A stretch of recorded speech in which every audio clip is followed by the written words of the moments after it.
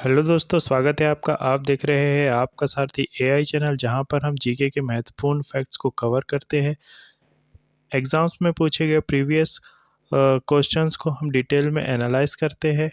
ये सारे ही क्वेश्चंस आपके आगामी एग्ज़ाम की दृष्टि से बहुत महत्वपूर्ण होते हैं, जिससे आपको जीके का टॉप ट्रेंड्स को जानने को मिलता है। और अगर आप एक बार जीके का ट्रेंड समझ जाते हैं तो आपके लिए प्रेडिक्ट करना पॉसिबल होता है कि एग्ज़ाम में किस तरह के प्रश्न बनेंगे। तो आपको एक कॉन्फिडेंस बूस्ट होता है इससे। अगर आपका आगामी इस समय में रेलवे का कोई भी एग्ज़ाम है, लाइक मार्च में आरपीएफ होने वाला है, अप्रैल में एनटीपीसी लगा हुआ है, और उसके बाद रेलवे ग्रुप डी का एग्ज़ाम्स है। तो उसकी दृष्टि से ये वीडियो बहुत महत्वपूर्ण होने वाला है। हम 2024 में हुए रेलवे के एग्ज़ाम्स में आए हुए क्वेश्चंस को कवर कर रहे हैं। ये अगर आपका एग्ज़ाम है रेलवे से रिलेटेड कोई भी, तो ये उसमें काफ़ी बेनिफिशियल होंगे आपके लिए। तो अगर आपका कोई भी एग्ज़ाम है तो चैनल के साथ जुड़ जाइएगा।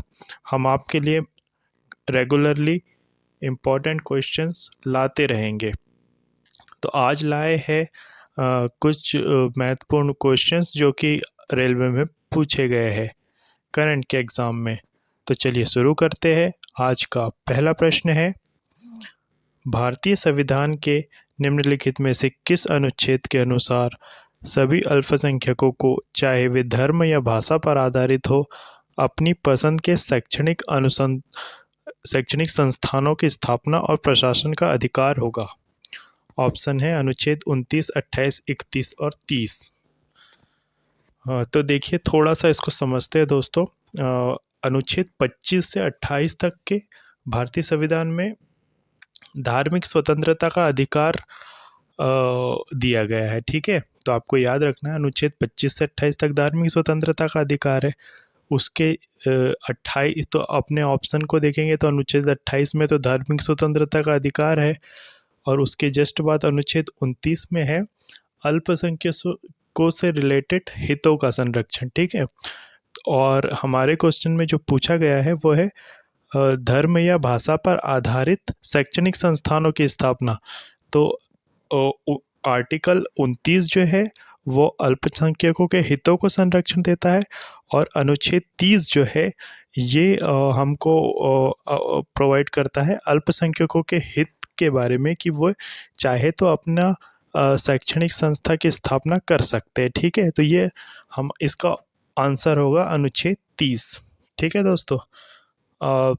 और जो एक और ऑप्शन है अनुच्छेद 31, तो इसके बारे में ये है कि ये अनुच्छेद 31 पहले संपत्ति का अधिकार हुआ करता था, जिसको कि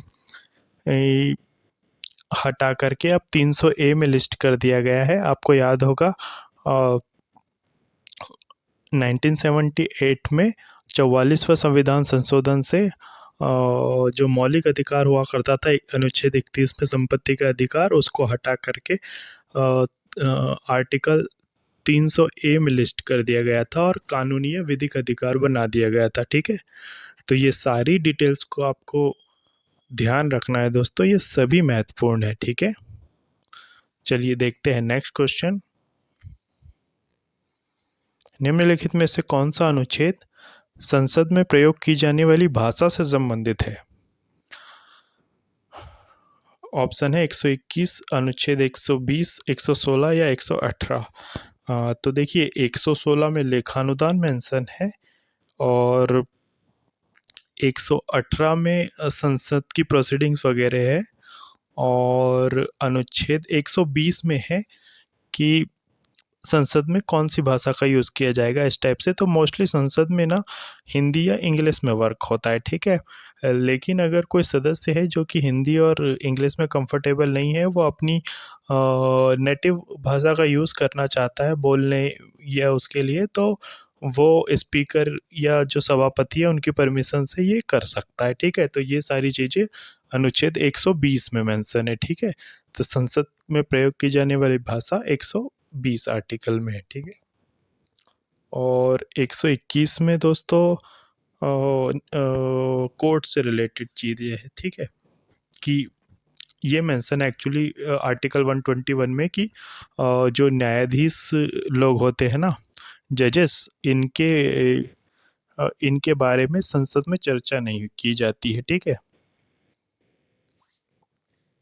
नेक्स्ट देखते हैं, इल्तुतमिश के बारे में निम्नलिखित में से कौन सा यह कथन सत्य है? तो पहला है, उसका विवाह कुतुबुद्दीन ऐबक की पुत्री से हुआ था। दूसरा है, वह लाहौर का गवर्नर था। और तीसरा है, उसने अपनी पुत्री को अपना उत्तराधिकारी मनोनीत किया। तो देखिए, उसका विवाह कुतुबुद्दीन ऐबक की पुत्री से हुआ था, ये तो सही है। कुतुबुद्दीन ऐबक का दामाद था इल्तुतमिश, ठीक है। और दूसरा है, वह लाहौर का गवर्नर था। तो ये गलत है दोस्तों, ये वाला ऑप्शन। देखिए, वो जो था ना, बदायूं का गवर्नर था, ठीक है, इल्तुतमिश बदायूं का गवर्नर था। नेक्स्ट है, उसने अपनी पुत्री को अपना उत्तराधिकारी मनोनीत किया। ये सही है, क्योंकि इल्तुतमिश का के बाद जो दिल्ली की गद्दी पे बैठी वो थी रजिया सुल्ताना, ठीक है, जो भारत की पहली महिला शासिका या शासिका कही जाती है, वो रजिया सुल्तान जो कि दिल्ली की गद्दी पे बैठी थी, वो इल्तुतमिश की बेटी थी। ऐसा नहीं है कि उसका कोई पुत्र नहीं था, उस एक्चुअली में उसके 4 संतानें थी, जिसमें 3 पुत्र और 1 पुत्री थी। लेकिन जो उसका बेटा था, जो कि उसकी बाद गद्दी पर बैठता, वो उसकी असमय मृत्यु हो गई थी, तो उसके बदले ये जो मोस्ट एलिजिबल उसको लगा रजिया सुल्तान होगी, तो उसको अपॉइंट किया था, ठीक है। तो 1 और 3 नंबर ये सही है। और देखिए दोस्तों, इसमें ऑप्शन जिस तरह से फिट किए गए हैं, 2 अगर गलत होता है तो ऑप्शन ए और बी और सी अपने आप ही गलत हो जाते हैं, केवल डी बचता है। तो आप ऐसे भी इसको ट्रैक कर सकते हैं। तो इसका ऑप्शन डी सही है, केवल 1 और 3, ठीक है। नेक्स्ट है, चींटी के डंक की प्रकृति अम्लीय होती है। चींटी के डंक में कौन सा अम्ल पाया जाता है? देखिए, जो एंट बाइट होता है या चींटी काटती है, तो आपने नोटिस किया होगा आपके जहाँ भी काटती है वहाँ पर काफ़ी जलन होती है, ठीक है। तो ये होता है कि उसमें फार्मिक एसिड पाया जाता है चींटी के डंक पे। जब वो काटती है तो फार्मिक एसिड छोड़ती है, ठीक है। उसकी वजह से वहाँ पर जलन होती है, ठीक है, एसिडिक होने की वजह से। आपने एक चीज़ और गौर करी होगी, जब भी चींटी वगैरह काटती है तो आपको टूथपेस्ट अप्लाई करने के लिए बोला जाता है। तो टूथपेस्ट क्या होता है, नेचर में बेसिक होता है, ठीक है। तो अगर आप एसिडिक चीज़ में बेसिक चीज़ अप्लाई करेंगे तो वो न्यूट्रलाइज हो जाएगा, और जैसे ही न्यूट्रलाइज होगा आपको जलन होना बंद हो जाएगा, ठीक है। तो आप याद रखिएगा, चींटी के डंक में फार्मिक एसिड पाया जाता है, ठीक है। और ये कई दफ़ा पूछा गया क्वेश्चन है, ठीक है, तो इसे याद रखिएगा। नेक्स्ट है, किस प्रकार के वनों में वित्तीदार हिरण पाए जाते हैं? ये एक्चुअली चित्तेदार है दोस्तों, है ना, ठीक है, इसको ध्यान रखिएगा। आपने सुना होगा कस्तूरी मृग के बारे में। तो कस्तूरी मृग जो होता है, जो बहुत ही सुंदर हिरण होता है, ठीक है। तो ये कस्तूरी मृग भी आपने सुना होगा, और ये भी सुना होगा कि ये जम्मू कश्मीर में पाया जाता है इस टाइप से। तो ये जो है चित्तेदार हिरण, ये पाए जाते हैं पर्वतीय वनों में, ठीक है, पर्वतीय एरिया में, ठीक है। तो आपको याद रखना है, इसका ऑप्शन होगा पर्वतीय वन। नेक्स्ट है, भारत में वहाबी आंदोलन का नेता निम्नलिखित में से कौन था? तो ये जो वहाबी ऑपरेशन है ना दोस्तों, ये इस्लाम धर्म का है। इस्लाम में रिफॉर्म को लेकर के हुआ था ये। और ये मोस्टली अरब देशों में हुआ था आंदोलन, लेकिन जब ये व्यापक रूप से फैला तो भारत में भी चला ये, ठीक है, ये आंदोलन जो कि इस्लाम में सुधार के लिए था। तो भारत में जो है सैयद अहमद बरेलवी को इसके लिए जाना जाता है, ठीक है। जो लोग बिहार या यूपी साइड से होंगे वो लोग जानते भी होंगे, क्योंकि ये वहीं उसी एरिया में काफ़ी फेमस हुआ था, ठीक है। तो याद रखिएगा, सैयद अहमद बरेलवी को वहाबी आंदोलन के लिए, ठीक है। अगला देखते हैं, एक नौपाषाण स्थल भिर्राना किस राज्य में है स्थित है? तो देखिए ये भिराना हरियाणा में है, ठीक है। ये जो भिराना है ना, ये हड़प्पा सभ्यता का सबसे पहला खोजा गया स्थान माना जाता है। तो ये हरियाणा में, आपको याद रखना है। और एक चीज़ आप और बताइए दोस्तों कि नवपाषाण स्थल या नवपाषाण युग जो था, उसकी सबसे बड़ी खोज क्या थी? अगर आप गैस कर पाए तो कमेंट में ज़रूर बताइएगा। वैसे ये नवपाषाण स्थल नवपाषाण काल वो समय था जब जब लोगों ने पहली बार कृषि करना सीखा था, है ना दोस्तों। तो याद रखिएगा, ये बहुत महत्वपूर्ण है इतिहास में। अगला देखते हैं, भारत में हॉर्नबिल त्योहार किस महीने में मनाया जाता है? पहले तो ये याद रखिए दोस्तों कि हॉर्नबिल त्योहार जो है, ये नागालैंड का, भारतीय राज्य नागालैंड का फेस्टिवल है, ठीक है। नागालैंड्स में क्या है, नागा ट्राइब्स पाई जाती है, ठीक है। ये कई सारी जनजातियों का समूह है। तो ये उनके द्वारा मनाया जाने वाला प्रमुख उत्सव है हॉर्नबिल फेस्टिवल। एक्चुअली में क्या है, नागालैंड का जो राजकीय पक्षी है वो है हॉर्नबिल नामक पक्षी। एक कभी गूगल करके इसकी इमेज देखिएगा, ये बहुत ही सुंदर पक्षी होता है। तो ये वहाँ का राजकीय पक्षी है, उसी के नाम पर वहाँ का जो मोस्ट फेमस पर्व है, जिसे त्योहारों का त्योहार वो लोग कहते हैं, तो वो मनाया जाता है नागालैंड में, ठीक है। ये भी कई दफ़ा पूछता है, तो इसे भी याद रखिएगा। और 1 से 10 दिसंबर तक की ये फेस्टिवल अ, हर साल मनाया जाता है, ठीक है। तो आपको मंथ दिसंबर का याद रखना है, ठीक है। नेक्स्ट देखते हैं, भारतीय संविधान की प्रस्तावना में न्याय, सामाजिक, आर्थिक और राजनीतिक का विचार किसके संविधान से लिया गया है? तो देखिए दोस्तों, हमने ये लिया है रूस के संविधान से, ठीक है। ऑप्शन में रूस है, ऑप्शन में रूस के बदले सोवियत संघ भी हो सकता है दोस्तों, आपको कंफ्यूज नहीं होना है। क्योंकि जब हमने संविधान बना रहे थे तब रूस अकेला कंट्री नहीं था। ये जो सोवियत संघ था वो कुछ कंट्रियों का समूह हुआ करता था। लेकिन जब ये डिसॉल्व हुआ तो इसका सबसे बड़ा देश रूस था, ठीक है। तो आपको याद रखना है, सोवियत संघ भी हो सकता है ऑप्शन में, या रूस भी हो सकता है। तो आप ऑप्शन के अकॉर्डिंग चूज करेंगे, ठीक है। और दोस्तों एक चीज़ याद रखिएगा, रूस से हमने मौलिक कर्तव्य भी लिए हैं, ठीक। अगला है, भारतीय संविधान का निम्नलिखित में से कौन सा अनुच्छेद नियंत्रक एवं महालेखा परीक्षक सीएजी से रिलेटेड है? अनुच्छेद 135, 148, 140 या 130 में से। तो देखिए दोस्तों, अनुच्छेद 148 में comptroller auditor general of India की बात की गई है, सीएजी। ये आर्टिकल 148 में है, ठीक है दोस्तों। जो भारतीय सरकार के किसी भी अकाउंट से रिलेटेड चीज़ों की ऑडिटिंग के लिए ये सीएजी होता है, ठीक है। आपको याद रखना है आर्टिकल 148 के तहत। और साथ ही साथ दोस्तों, एक चीज़ और याद रखिएगा, एक्चुअली ये चीज़ आप बताइएगा, क्योंकि रिसेंटली नवंबर 2024 में भारत के नए सीएजी अपॉइंट हुए हैं। तो वो कौन है, उनका नाम क्या है, ये आपको कमेंट करना है, ठीक है। तो ये ज़रूर से कमेंट कर दीजिएगा। और बचे हुए आर्टिकल अनुच्छेद 130, 35 और 40 की बात करें तो ये इनमें कोर्ट से रिलेटेड चीज़ें हैं, ठीक है दोस्तों। तो इसे याद रखिएगा।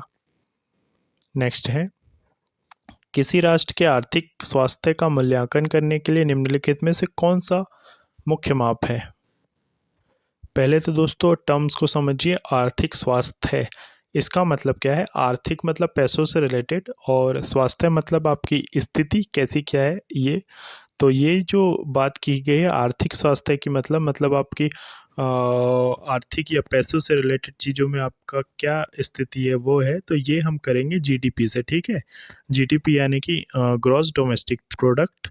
अगर आपने अर्थशास्त्र में थोड़ा बहुत इसको पढ़ा हो तो आप जानते होंगे कि जो जीडीपी होती है वो किसी भी देश की जो कुल उत्पादित उत्पादन होता है ना, सामान का, कुल उत्पादित कुल सामान और सेवाएं, इनको कहते हैं जीडीपी, ठीक है। तो आप किसी भी देश का आर्थिक स्वास्थ्य का मूल्यांकन कैसे करेंगे? आप जो कुल उत्पादन आपने किया है उसी पे करेंगे ना। तो इसको आप इस तरीके से याद रख सकते हैं, ये जीडीपी होगा, सकल घरेलू उत्पाद। ठीक है, नेक्स्ट देखते हैं।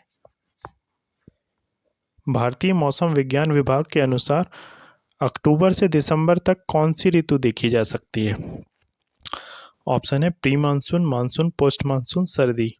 दोस्तों आप सभी जानते होंगे कि भारत में मानसून होता है जून से सितंबर तक का। ठीक है, उसके बाद यानी कि अक्टूबर से दिसंबर तक के मानसून वापस लौटता है, तो उसे हम पोस्ट मानसून कहेंगे। ठीक है, ये तो क्वेश्चन आप इजीली कर सकते हैं पिक। ठीक है, पोस्ट मानसून। नेक्स्ट है, पेरिस 2024 में निशानेबाजी में ओलंपिक पदक जीतने वाली प्रथम भारतीय निशानेबाजी जोड़ी मनु भाकर और सरबजोत सिंह ने किस देश के खिलाड़ियों को हराकर कांस्य पदक जीता है? तो दोस्तों इन्होंने हराया था दक्षिण कोरिया को। ठीक है, पेरिस ओलंपिक करंट इवेंट है, इसको आपको काफ़ी ध्यान से देखना है। और एक चीज़ और याद रखिएगा कि पहला जो जीता था ये मनु भाकर और सरबजोत सिंह ने जीता था। इन्होंने हराया था दक्षिण कोरिया को।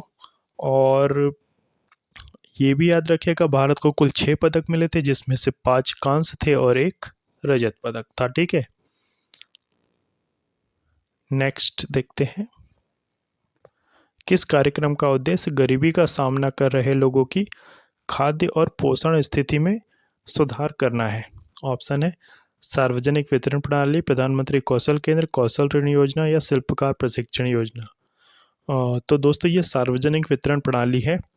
आपने देखा होगा आपके आसपास जो लोग गरीबी रेखा या गरीबी के नीचे का राशन कार्ड परचेज करते हैं, उनको सोसाइटी वगैरह से खाद्यान्न प्रोवाइड किया जाता है, चावल गेहूं वगैरह ये सब प्रोवाइड किया जाता है। तो ये सार्वजनिक वितरण प्रणाली का भाग है। ठीक है, आप याद रखिएगा इसे।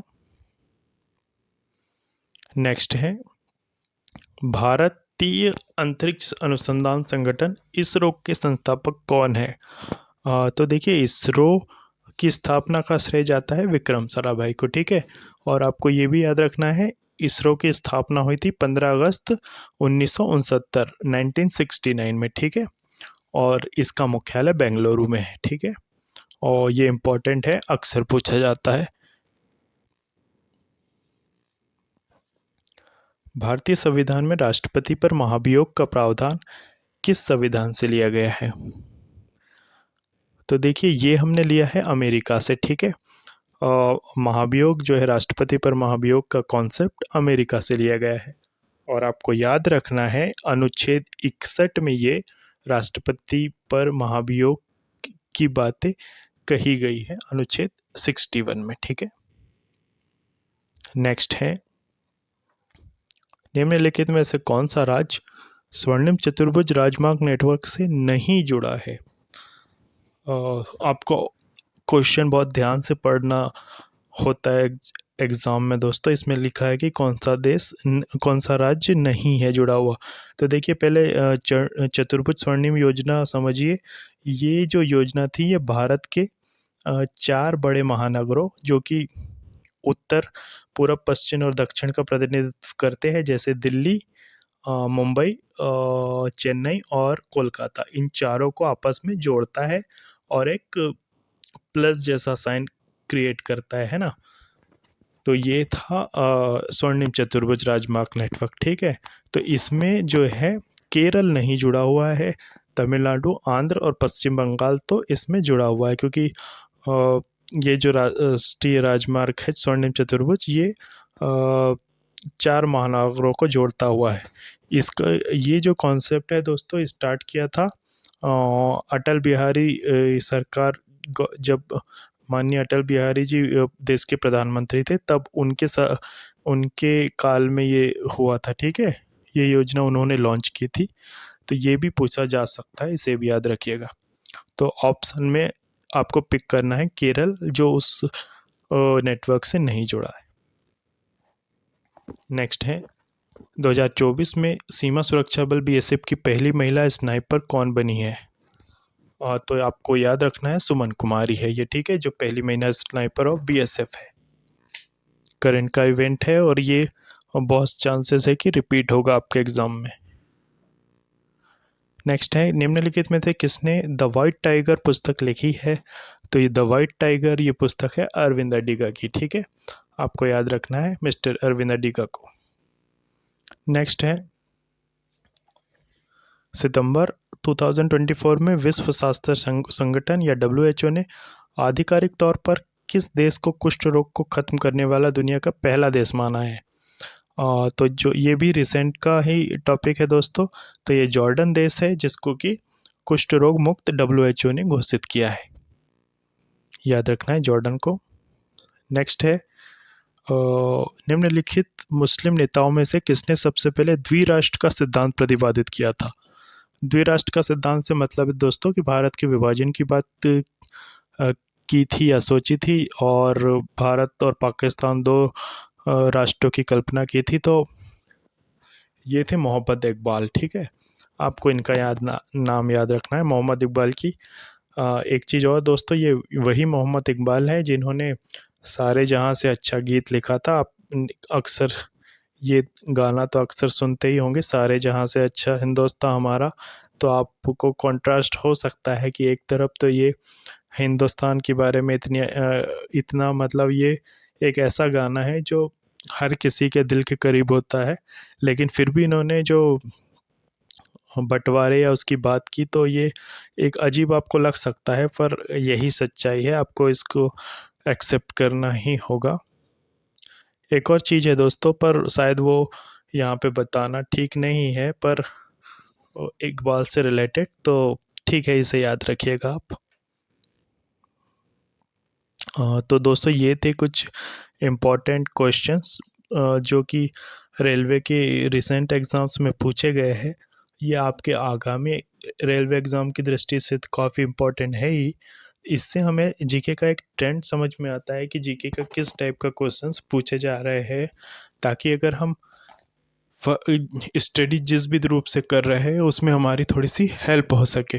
तो आशा करते हैं दोस्तों आपको ये चीज़ समझ में आई होगी, आपने ध्यान से एक एक फैक्ट को सुना होगा, और उम्मीद करते हैं कि ये सभी आपके एग्ज़ाम की दृष्टि से महत्वपूर्ण होगी। इसी तरह के और फैक्ट्स के लिए चैनल को सब्सक्राइब कर लीजिएगा, पसंद आए तो लाइक कर और शेयर कर दीजिएगा। हम मिलते हैं नेक्स्ट वीडियो में, तब तक के लिए बाय, ऑल द बेस्ट।